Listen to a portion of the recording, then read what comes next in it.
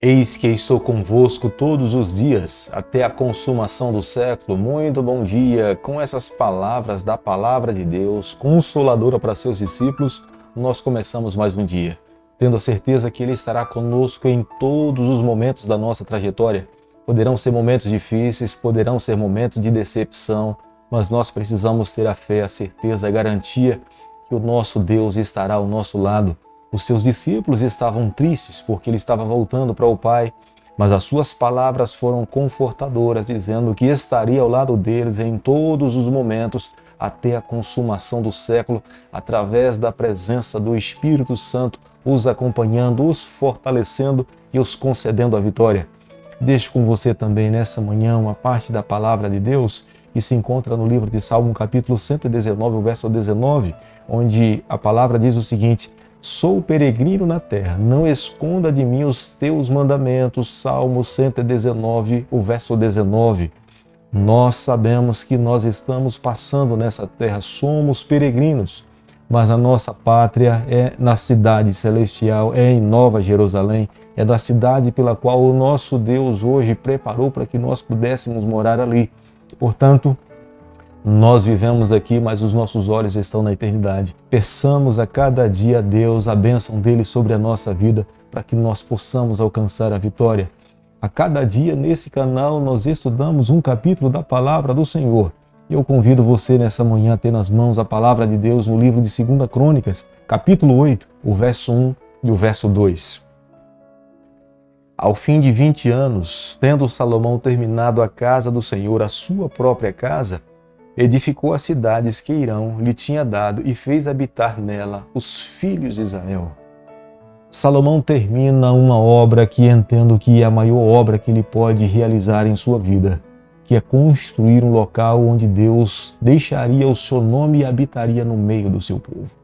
Através do relacionamento da nação de Israel com o seu Deus, todas as outras bênçãos proviriam através desse relacionamento pessoal. Deus esperava que o seu povo amasse com todas as suas forças, com todas as suas energias. E o resultado de amar a Deus, eles buscariam viver uma vida de obediência. Como brinde, Deus abençoaria o seu povo em todas as suas áreas. Eles cresceriam geograficamente, numericamente, Deus os multiplicaria. Eles seriam os povos mais ricos sob a face dessa terra e Deus jamais deixaria que da linhagem real faltasse sucessor para se assentar no trono. As bênçãos que Deus prometeu derramar sobre o seu povo e sobre Salomão era para que ele pudesse reconhecer que ele estava vivendo uma vida de obediência a Deus e, como resposta de viver uma vida de amor em obediência aos ensinamentos do Senhor, Deus então agora lhe daria bênçãos sem medidas. Jamais Salomão ou ninguém deveria entender que era resultado de uma conquista, de um esforço pessoal. Portanto, Salomão e todos nós deveríamos entender que tudo o que recebemos é para abençoar a vida de outras pessoas, nunca de uma forma egoísta, mas sempre com um pensamento altruísta. Até porque quando nós fechamos os nossos olhos para essa vida, no momento que somos sepultados, nós não levamos nada. A única coisa que nós levamos dessa terra é o nosso relacionamento com o nosso Deus ou o nosso caráter. O alvo de todo cristão é a vida eterna, nunca o cemitério. Por isso que a cada dia nós temos que nos apegar ao Senhor. O verdadeiro cristão não vive para essa terra, mas vive para o Senhor, para a eternidade. Aproximadamente num período de 7 anos, Salomão começou a construir o templo do Senhor. E dentro desse período, ele então agora consegue também fazer a dedicação desse templo.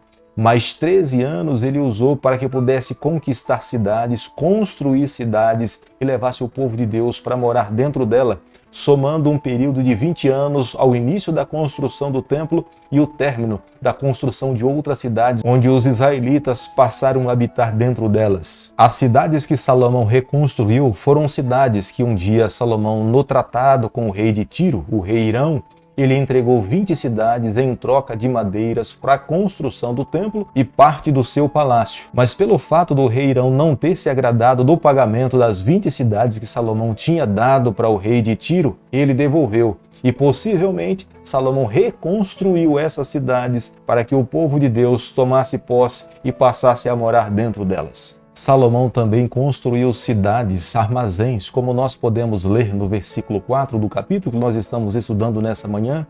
Essas cidades serviam para suprir a necessidade das tropas quando estivessem em batalha. Eram postos avançados de suprimento para todo o exército quando estivesse em campanha militar. Como nós podemos ler no versículo 5 do capítulo que nós estamos estudando nessa manhã, uma das cidades construída da tribo de Efraim, Bet-Horon. Esta cidade foi dividida em duas partes, a parte alta e a parte baixa, construída por uma mulher chamada Seera. Bet-Horon, essa cidade foi construída para a moradia dos levitas e os coatitas. Essa cidade dominava o vale de Aijalon, onde passavam importantes caravanas marítimas e que vinham de outras regiões para o território do povo do Senhor. Nós podemos ver que Deus fez Salomão e o seu reino prosperar em tudo. O momento em que Salomão se volta para Deus e pede sabedoria, Salomão estava sendo sábio e toca o coração de Deus. E como brinde, Deus concede poderes, riqueza, domínios e forças para que o seu povo pudesse prevalecer diante de todos os adversários. Mas diante de todas as bênçãos que eles receberam do Senhor, eles mantiveram os seus corações agradecidos a Deus, mas acreditavam que tudo que eles tinham conquistado parte era de influência humana e que eles deveriam receber a glória das bênçãos que eles tinham recebido. E gradativamente o povo do Senhor começou a declinar espiritualmente. 2 Crônicas, capítulo 8, o verso 7, a Bíblia diz o seguinte: Quanto a todo o povo que restou dos heteus, amorreus, ferezeus, heveus, jebuseus, que não eram de Israel. No momento em que o povo de Deus estava entrando na terra prometida, Moisés enfaticamente adverte a todos aqueles que tomariam posse da terra de Canaã que eles não deveriam poupar o povo cananeu porque eles estavam envolvidos com adoração a Baal. Moisés profeticamente sabia que no futuro esse povo seria um estorvo no crescimento do povo do Senhor. Portanto, a ordem divina era que eles deveriam eliminar todos os povos que estavam envolvidos nessas práticas. Mas os israelitas, no processo da tomada da terra prometida, eles fazem concessão com esses povos. Ele os aceita, eles permitem que permaneçam ali. E no futuro, esses povos destroem a vida espiritual do povo do Senhor. 2 Crônicas, capítulo 8, verso 11, nós lemos da seguinte forma: Salomão fez subir a filha de Faraó da cidade de Davi para a casa que a lhe edificara, porque disse: a minha esposa não morará na casa de Davi, rei de Israel, porque santos são os lugares nos quais entrou a arca do Senhor. Salomão sabia perfeitamente que ele jamais poderia formar aliança com povos que estavam ao redor do território que Deus tinha dado ao seu povo como herança. Deus sabia que eles seriam afetados pela fé das mulheres pelas quais eles se casariam. Portanto, a ordem do Senhor, dada através da boca de Moisés, era que os israelitas jamais formassem aliança com os povos que estavam ao redor da terra do povo de Deus e que eles também não se casassem com aquelas mulheres que tinham práticas voltadas para a adoração a Baal. A razão pela qual Salomão não permite que a sua esposa morasse na cidade de Davi é porque ele sabia que a esposa pela qual ele estava trazendo, que era filha do faraó do Egito, ela se voltava para outros deuses. E a casa onde Davi tinha morado, a arca de Deus tinha passado por aquela cidade e aquele lugar era um lugar santo exclusivo para o Senhor. É por isso que Salomão leva a princesa vinda do Egito, a sua esposa, para fora dessa cidade, porque ele sabia que a vida espiritual dessa mulher não era compatível com as orientações do Deus de Israel. Apesar de Salomão ter seguido a Deus restritamente na construção do templo, a planta que o seu pai tinha deixado para ele, mas no processo da sua vida ele não se manteve obediente a Deus. E como resultado, gradativamente, ele começa a se afastar de Deus e a bênção do Senhor e a mão do Eterno já não mais estava ali protegendo, lhe amparando, quando antes começou a andar ao lado do Senhor. Acredito que nessa manhã eu e você nós precisamos parar para fazermos uma autorreflexão. Nós precisamos guardar as diversas áreas da nossa vida. Nós não podemos fazer concessão com o pecado. Se nós mantivermos santificadas 80% ou 90% ou 99% as áreas da nossa vida santificadas para Deus, mas se dermos brecha em apenas 1% de uma área para Satanás, será a brecha que Satanás irá usar para destruir as 99 áreas que estão santificadas ao Senhor.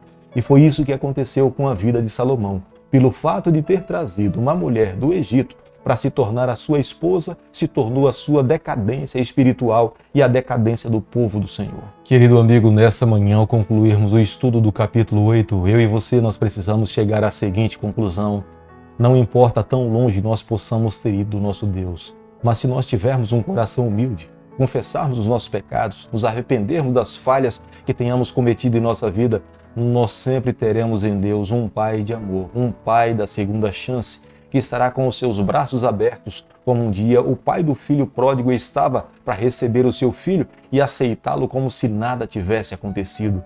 Mas é necessário confessar, é necessário abandonar o pecado, é necessário aceitar a proposta de Deus, de Cristo para a sua vida, para que nós possamos ser aceitos e recebamos o perdão e vivamos uma nova vida em Jesus Cristo. Não importa se você teve um início ruim, não importa se até agora você não conseguiu acertar, mas importa a maneira como você irá terminar a sua trajetória. É necessário se voltar para Deus, é necessário abrir o coração, não apenas viver para essa terra, mas é necessário viver para a nova Jerusalém celestial, pela qual o nosso Deus tem preparado para todos aqueles que o amam e vivem uma vida de fidelidade. Tenho certeza que o convite de Deus para mim e para você nessa manhã é que nos apeguemos à sua palavra. É a revelação de Deus clara para mim e para você nos dias em que nós estamos vivendo. Se almejamos alcançar tamanha bênção, este é o plano salvífico de Deus para a minha vida e para a tua vida. Querido Pai, nas tuas mãos nessa manhã nós nos colocamos, confessamos as nossas falhas, nós abrimos o nosso coração, nós queremos ser do Senhor por toda a nossa existência. Fica conosco no decorrer desse dia, é nosso pedido, é a nossa oração e nós fazemos em nome de Jesus. Que o Senhor te abençoe e te guarde, que Ele faça resplandecer o seu rosto sobre você, que Ele tenha misericórdia de cada um de nós, que sobre nós Ele levante a sua face e nos conceda a sua paz, em nome de Jesus. Amém.